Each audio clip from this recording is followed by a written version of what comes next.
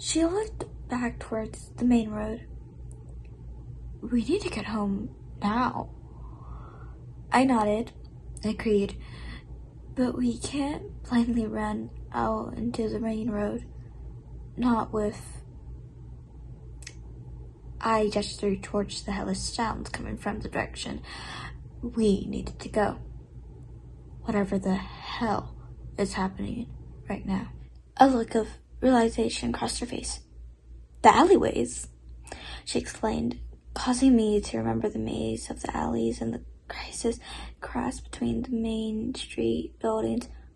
All right, but first, let's see what exactly the hell is going on. She hesitated, but nodded, motioning to be quiet. I led the way to the corner of the building on one side of the interaction. Just let me look around the corner quickly, I whispered again. She nodded silently, taking a deep breath. I peered around the corner into the main street. If I hadn't already been in shock, I don't know I would have been able to keep from screaming at the grisly sight that awaited me.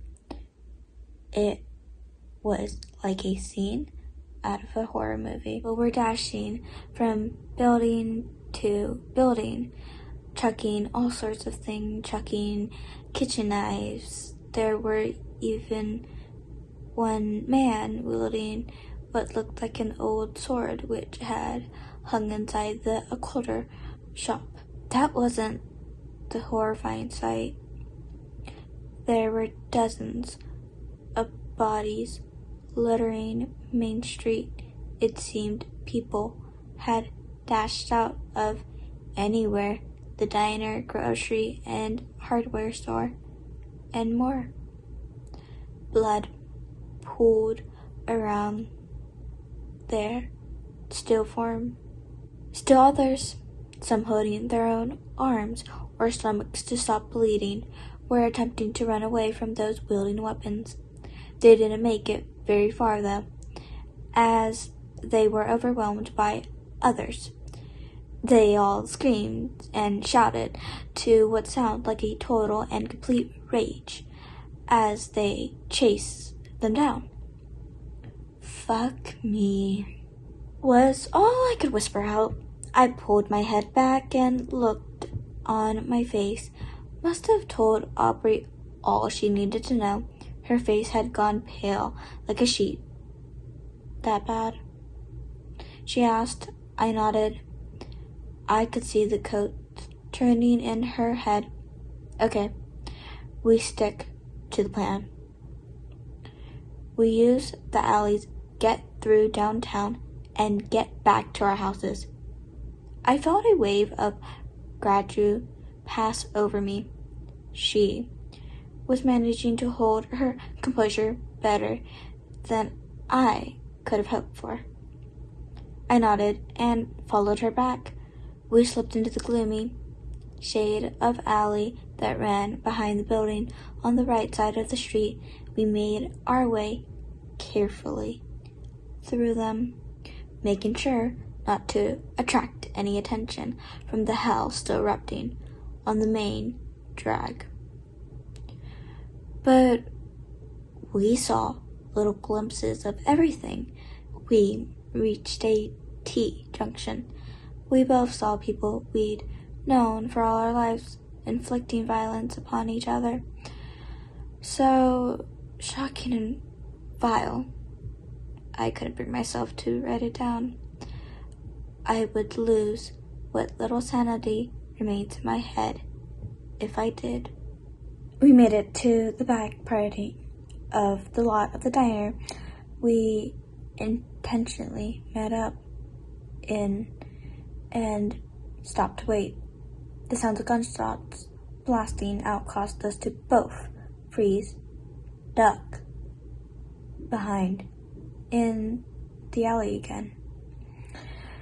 And not a moment too soon either, because we saw Sheriff Floyd explore fly down the road.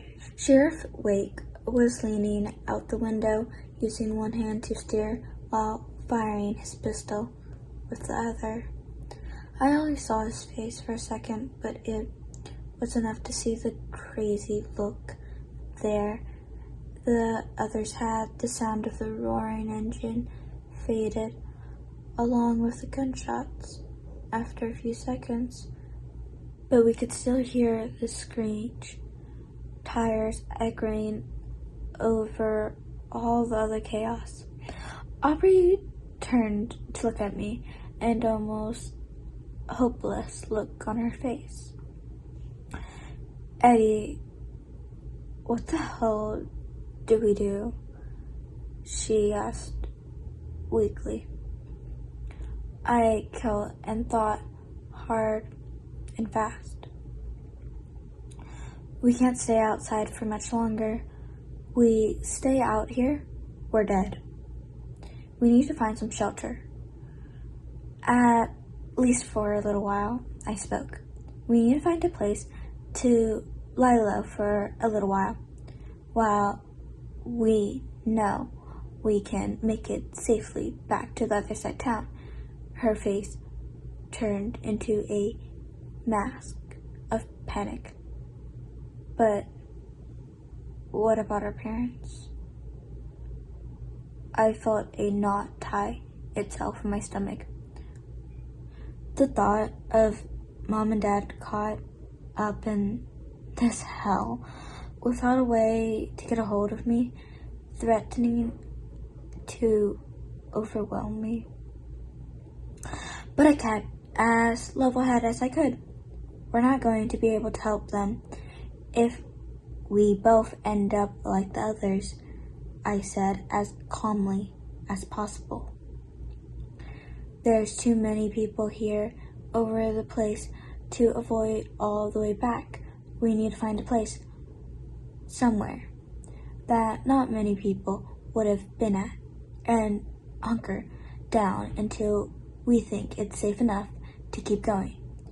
She looked like she wanted to argue, but nodded after a few moments. Then she looked at me. The library, she said simply. Not many people besides the adults go there anymore.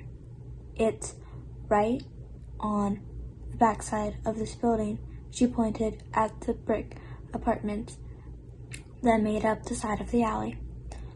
I nodded.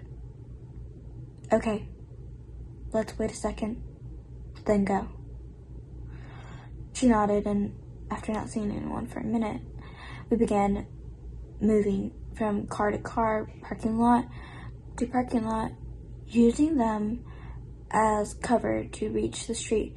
I looked towards the diner, the inside of the windows. I could see the splattered in blood, evidence of the slaughter that must have taken place inside. I also noticed, with a vague air that surprised me, that the ground of the diner parking lot seemed to be littered with smartphones. The screen from many were still lit up, and as I glanced down to see a notice flashing up at me. Test alert. This is a test of the National Wireless Emergency Alert System. No action is needed. As I read it, a sound snapped in my head.